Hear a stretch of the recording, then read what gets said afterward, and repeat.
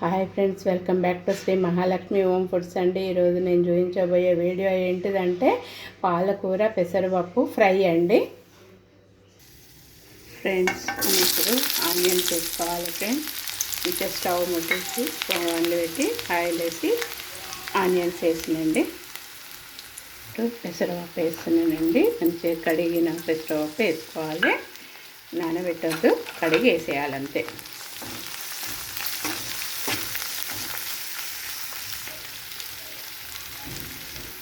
కొంచెం అల్లం వెల్లిపాయ పేస్ట్ వేసుకోండి.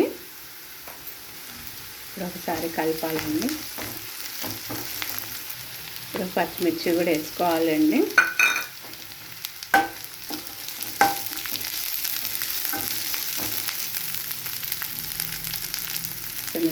కొంచెము పసుపు వేసుకున్నానండి.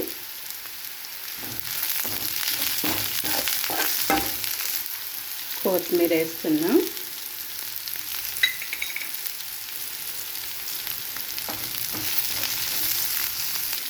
పాలకూర వేస్తున్నానండి.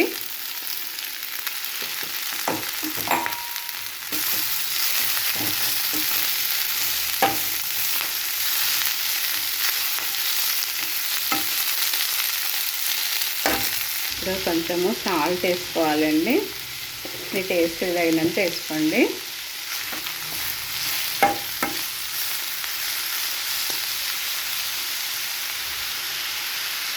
ఇలా ఒకసారి మగ్గేంతవరకు ఇట్లా క్యాప్ పెట్టుకోవాలండి.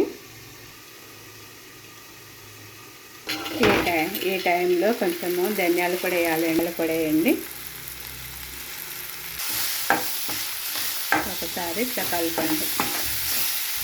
ధనియాలు కూడా వేసినాం కదా, ఇట్లా కొంచెం సేపు మళ్ళీ క్యాప్ పెట్టేసేయాలి. కర్రీ అయిపోయిందండి. ఇప్పుడు ఇది ఇక నేను సర్వింగ్ బౌల్లకు తీస్తానండి.